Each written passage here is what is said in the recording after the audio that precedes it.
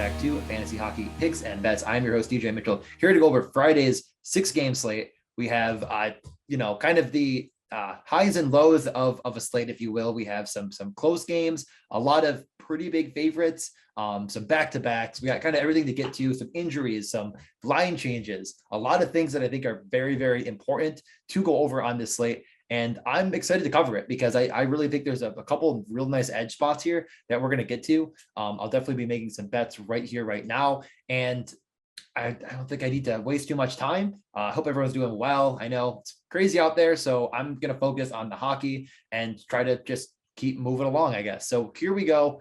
First game might have some of the biggest news. It's Columbus on a back-to-back at Carolina. They're playing, and right now, as we speak, against Florida. They're down 1-0 last I checked.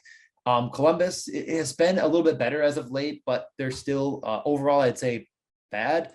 I don't have a ton of faith in this team against Carolina on a back-to-back at all. Carolina, massive favorites at minus 330. The puck line minus 115. I think I could get it on. The big news here is that Carolina will be without Tony DeAngelo for the next month. That put Jacob Slavin on the top line, and I did have someone in the Discord ask me what I think this does.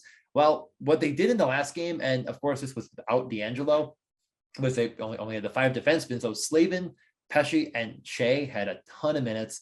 Slavin took the top power play spot with Aho, Svechnikov, Teravainen, and Trocheck. 29 minutes of Slavin ice time definitely puts him into consideration in DFS. But I really would like to see the ownership because 5,200 is a pretty steep price to pay for a guy that doesn't have amazing rate stats. This matchup is, could be one where we don't see a ton of shots by Columbus, so we don't have a ton of upside in the blocks getting there. I do like this game, though. I think the 6.5 is justified, and I think it's probably okay to bet, but will Columbus get there on their ability to finish? That's kind of the question of keeping this game close enough. So I'd be willing to say that the over-under is just fair, but I almost like the Carolina puck line a little bit more, just because I don't have all the faith in the world that Columbus is going to keep finishing at the rate they're finishing at. Their shooting percentage, as of over the past 10 is 4.5%. And they're not getting an amazing amount of volume, but the expected goals are a little bit higher. I don't know. I'm just not buying it here. So on DraftKings, if we're just I'm just going to go game by game, but putting in a couple notes on DraftKings as well. I will be interested in stacking a little bit of Carolina, but it is expensive. We're expecting Svechnikov, Aho, Teravainen, which is all power play correlated. So it's really easy to feel good about that stack, which we don't always get with Carolina. But it does break the bank, and you're going to need to find savings elsewhere. That's easily the best stack in this game. I would be remiss not to mention bringing it back in some capacity because, like I said, the finishing has been that good for Columbus that Patrick Laine would be the easiest guy to say, well, 6,500 is a lot, but this guy's scoring like almost no one else is over the past 5. Multiple multi-point or multi-goal games, including a hat trick, a 2-goal night against Toronto. So yeah, you're definitely riding the hot hand here and spending for it. It's going to be hard to get him in with all of that Carolina. If you're looking for a punt, I think there's 2 options. Number one, we don't know the status on Werenski. I'm assuming he'll be out considering I don't think he traveled to Florida to play the Panthers. I know he didn't play, but I don't think he even traveled, which would put Boqvist in a much better spot as like a GPP upside type of play. You're a floor guy that's getting amazing minutes and just disproportionate amount of blocks is Andrew Peak. He had 8 blocks against Toronto. He hit this blocks bonus in 4 straight games, and he's 3K. So I do think that there's reason to play him. I think if you're not playing any Carolina, you might want to at least consider whoever is in net for Columbus as a contrarian GPP option, because if they do somehow come out here and win this game, it's going to be a 40 save win for the goalie. And that is how that's how you set yourself apart in GPPs. If you're playing cash, obviously don't do that. But with all that being said, all the shot props for Carolina are probably in play. Teravainen had been on an 8 in a row streak before missing the last 2. As his price starts to fall, I'm going to get back in on it because he's still a good rate shooter. Svechnikov has been a guy that I think I take as often as possible. And then on the second line, it really is hard to hammer down, but you could probably convince me that Trocheck isn't the worst play in the world. If you get him at 2 shots, it feels pretty safe. Okay, so game number 2. My terrible Buffalo Sabres are going to St. Louis. Yeah, it's not great for Buffalo right now. They don't play very competitively when the top line doesn't score goals, and that is just the way this is going to go for them. They don't have a lot of depth. Most of their team is most certainly AHL quality in the bottom 6, and most of their defensemen started in the AHL for a reason this year. They did shuffle the lines around to try to create some offense against Montreal. I think they'll probably go back to Skinner, Thompson, Tuck. We don't know at this point. Middlestead did get bumped up to the top line to play with Tuck and Skinner in the third period and some of the second. So, if you're dumpster diving here, like I said, I'm not the biggest believer in St. Louis as a powerhouse team. Casey Middlestead at 2,700 is a fair enough play because of the run, because of the skill. If he is playing with the top line, it makes a ton of sense because he can set up guys pretty well.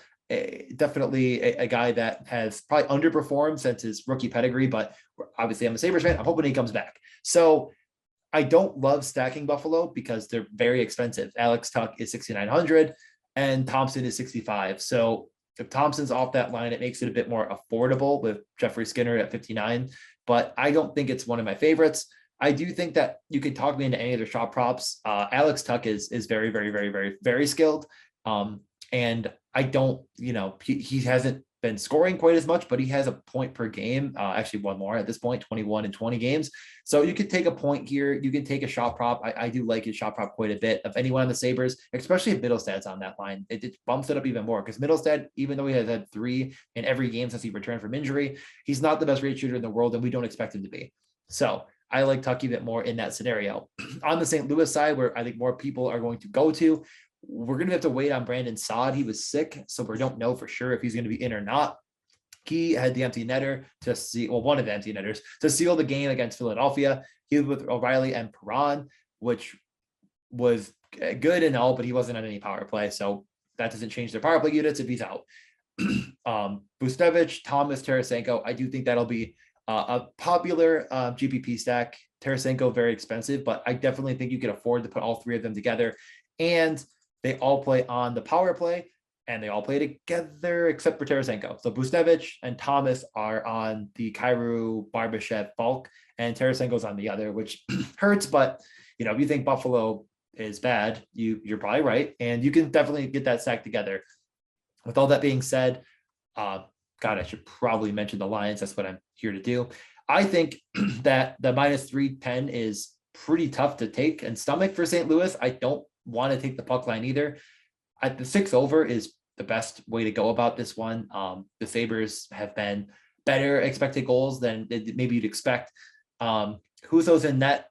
I assume I'm probably not going to do it just because of that and the Sabres being bad. But if this does get down to 5.5 because Huso's in net, it starts to drop. The Sabres are probably going to start Tokarski, I'm assuming, and he's very bad. So I still think I could talk myself into this game being like a 5-2, 4-2 type of game and getting over the 5.5. So I might wait for it and see where it's at. But I'm not betting anything else here. Just not a lot to love in that capacity. So the next game is New Jersey at the Blackhawks. This game is one of those near pick'ems. Blackhawks are favored at home. The Devils are taking it to the Penguins right now. So the line could move. I think this is a good early bet if you like the Devils, but if you like the Blackhawks, you might want to wait because if they really take the screws to the Penguins and win this one handily, they might get some Vegas swing back in their direction. New Jersey's been a lot better than I think people give them credit for. They returned Dougie Hamilton on Thursday, and unless something bad happens, he should be in the lineup again. This game sets up to be, in my eyes, one of the better Corsi expected goals types of matchups on the entire night. I would be remiss not to mention how good Jack Hughes has been. Absolutely dynamite. We are getting new lines in Chicago as well as New Jersey, really. Hughes was with Sharangovich and Mercer, Zaka, Hischier, Bratt. So pretty formidable top 6. And then the Blackhawks ran lines of DeBrincat, Kane, and Strome as a top line with Reichel, Hagel, and Kubalik as the second. So That top line is really enticing for me. With the Blackhawks, we should be seeing a bad goalie for New Jersey as they they don't have a good one right now. So if it's Nico Dawes, I think that would be no, he started Thursday. So it'll be the other one here. It would be Giles. Yeah, definitely can talk me into Chicago because it's affordable with Strome in the mix. 4,500 for Strome, 72 for Kane, and 6K for DeBrincat. When DeBrincat's out there with Kane, I actually like the shot prop a little bit more just because he is, with the skill that you want to see around him. And so it's not the shoot that when he doesn't hit a shot prop, it's more because he isn't getting enough time, I feel like, with the top end players, because once you get away from that top six, it is really not good in Chicago, which is why they're just not really a playoff team. There's not a lot of guys that can set him up and move the puck down the ice and gain the entry to the zone. And that's what Patrick Kane does so well, is he gains entry. Once he gains entry, he's going to be looking for DeBrincat, which is why they try to get them out there as much as possible. So them getting even more run together actually, in my eyes, boosts DeBrincat a little bit. I think he's a real sharp play, a real sharp bet for his over on his shots. And I could even consider just taking his point prop where it is or goal prop with Kane and then that mixed together. But with all that being said, I got to the line early. I think, like I'm saying here, I might consider waiting on this one and betting Chicago last minute. But I like the over 6.5 just fine as well. I think that this game sets up to have a lot of goals. Goalies could get in the way of that, but I think the 6.5 is actually pretty good to get over on. Next, we move to the game I'm wearing a jersey for. I got my Paul Kariya Colorado jersey on. They are home against Winnipeg, monster favorites. Winnipeg getting no respect once again. Minus 300 for Colorado is something I won't be betting personally, and I probably won't take the puck line either. We don't know who's going to be a net for Winnipeg, and Hellebuck does make a difference in my eyes. I think he's very, very, very good. He's played well as of late, but he did start the past, I believe, 3, maybe 4 games for them. So I don't know if he's going to start here or not. They might give him a rest, but he's been absolutely awesome. He hasn't had a game. Man, let's look. The last game he had that was sub 913 was on the 11th. So he's just been really, really sound in net, which makes me nervous about the over-under. It makes me nervous about betting a puck line. And I just don't bet minus 300s. There's no fun in that. If you include it in a parlay, sure, Colorado's at home, but they probably won't have McKinnon. I don't know yet. We have no idea, but I'm not overly optimistic he's going to bounce right back in. Don't know what the injury is, but it's lower body. It's something that if they don't feel like they need him to go, he won't go. With all that being said, Colorado did beat Detroit without him. They won 5-2. They ran 11-7. They had Rantanen and Landeskog run a ton of minutes. Burakovsky was the 5-on-5 line mate, and Burakovsky played very well with them, so I imagine he'll stick. Kadri got some run with them as well at times. He just played a ton of minutes and the top power play. The other guy that moved in for McKinnon was JT Compher, which we're pretty used to. Not your rates guy, but a guy that will get net front for them as well. I love Rantanen here. I think that this is a great spot to grab a multi-goal for Rantanen. He's been incredibly unlucky. Really, it's not been about the rates with him that have been astronomical, but his expected goals have been really, really good. So I think I'm going to grab multi-goal Rantanen as a kind of long odds bet because that luck's going to come back for him. And we're going to see it. Like Landeskog had it last time. He had the 5 shots, the 2 goals. Really, really good game from him. It's going to get there for Rantanen, and they really want to, I'm sure, keep him going. He's been awesome for them. So that's really interesting to me. The over-under, as I mentioned, not going to bet it. I think that this is a great props game, though, because we should see some good pace, at least from Colorado. They should have a ton of shots. We kind of know where they're going to come through. Those top 3 and Kadri, Rantanen, and Landeskog are all really good. Cale Makar has been getting, at least when I look around, a lot more disrespect as far as points are concerned.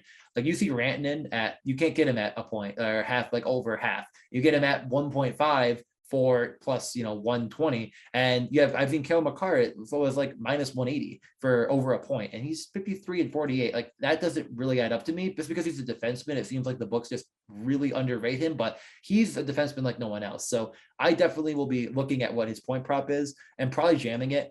I did also do, I can't remember the exact, I think it was minus 125, 130 for Burakovsky. If he's still on that top line, absolutely jam his point prop. Just because the way I look at it is if you're going to play 17 minutes of ice time with Rantanen and Landeskog, it's decently likely you might accidentally get a point. And even if you don't mean to, that was Darren Helm on the first shift. They started Darren Helm because he was coming back to Detroit or something. And he literally just like dropped it to Makar, who did all of the work and got the point. So yeah, Kale Makar, great player. I hope I said McKinnon. I don't know, whatever. Hopefully I said Makar. Really good play in my eyes in DraftKings as well. 7,100 fits in the stack nicely. I think that stack in Colorado is going to be strong, especially if Hellebuck's not in net. If Hellebuck's in net, you're going to have to hope he has one of those bad games he hasn't had lately. All right, so moving forward, Vegas at Arizona. This is one I'm going to jam right now is the Vegas puck line, plus 105. That just kind of feels like a nice bit of equity. They're minus 260. I'm also probably going to grab that. It is on the road, which is maybe a small deterrent, but this Vegas team is starting to figure it out. They played their best game since Eichel came in against San Jose. San Jose gives up a lot of expected goals, but Arizona also gives up a lot of expected goals. Probably shocking to hear. They look like they're coming together. Pacioretty looks a bit back to normal as well, which is really, really good to see. He's finally shooting and finding some success. Pacioretty, Eichel, Stephenson, I do think will be at least pretty popular, if not very popular. It doesn't break the bank. Eichel, Pacioretty, 7K feels really low. And you get a really nice $7,300 play in Stephenson or Stevenson that I don't know if you're going to find much better than that for a guy at that price range. The only caveat is Stephenson is not on the power play with Eichel and Pacioretty. That is with Dadonov, Roy, and Theodore. But that's okay. I mean, you can still play it all together without any doubt in my mind. I will have that stack on Friday. The other stack that you could consider if you're thinking, well, you know what, I'm going to go with something a little more contrarian because that will be piled up on a decent bit, is Smith, Carlson, Marchessault, the misfit line, all power play correlated with Pietrangelo manning that point.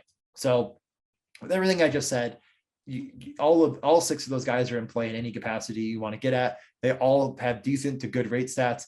I think Eichel is going to really start to hit those shot props in large quantities, and we're going to be kicking ourselves if we weren't taking him at 2.5. He had his first 5 shot on goal game, and that is going to continue, I think, here again on Friday. I have no interest in Arizona. I will not play any of them. And that's pretty much it. The only guy worth playing in any capacity is Chychrun at 5,400, just because he has, double bonus upside on every slate, but I'm not going to bet on it here. So favorite bet of the night is definitely going to include the Vegas puck line. Last, LA at Anaheim. This is a pick 'em right now. And I mean, I know my heart, my mind, and the math point to probably LA. LA is the team to take here. I'm just not going to bet it. I think Anaheim is a different team than we've seen in the last 10 when they get Getzlaf going, and he was in the lineup. He'll be back in the lineup. They got the win at home against San Jose in a game that I really like the pace and the upside in. I like this one again. I think the over 5.5 is very, very strong, and I'd rather just bet that at almost the same price. Bet the over 5.5, bet the goals get there again. And, there have not been many players playing better than Rickard Rakell and Victor Arvidsson. They're so freaking good, incredibly talented, and they're definitely the right shooters on their lines. For all of those reasons, I will be trying to get a piece of both of them in lineups, which is not the cheapest on DraftKings. It's, if you're going to play both of them, you're going to probably have to stack a little bit around them, and that is a bit more than I want to pay. But Arvidsson at 6,300, and actually Rakell's at 4,800. My God, did he fall again? Yeah, he fell again. He fell in price after having a 30-point DraftKings night. Amazing, amazing stuff. His shot prop, incredibly in play, both of them. I will be jamming their shot props. I will be jamming their goals and points, just getting all three of them because they are on another planet right now when it comes to expected goals. And, if you have good expected goals, that doesn't mean that you can't get an assist. I think that could be a bit of a misconception. Like having a good shot that creates a good rebound does help in that capacity. So it's about getting more expected goals for your line mates as well. So I think that they're really, really good plays. So I think that probably covers most of it. Favorite bets of the night, Vegas puck line. Going to grab that right now. Feels real easy. I think that I can't bet any of the player props right now, so I can't get those early. I think the over in the Kings Ducks game also feels pretty good. And let me take a look at my sheet. Do I have anything else? No, I think that's probably it. Just those two are probably the best early bets, and we'll see you tomorrow. Because I do think that Chicago, if we get them at closer to a pick 'em, it is a better play. That's probably going to do it for me, though. I don't want to take this too long. But with all that being said, follow me at DJ_Mitchell94. Hopefully, you're already following Cecil and Jake as well. They do great work on this show. If you have any questions, concerns, you have any, anything, always DM me. I answer everyone that I can possibly get to. Discord, if you want to get in, just DM me. I'll get you in there. All the lineups. I mentioned this before, but there's just you don't have to say a word in this Discord. You could just be a fly on the wall. There's people that post their models, their, different things. And we also have a channel just dedicated to all of the lineups and news and notes and all that. So if you want to get into that because you want to keep up to date, definitely jump in. But I'm DJ Mitchell. Thank you for listening and have a great slate.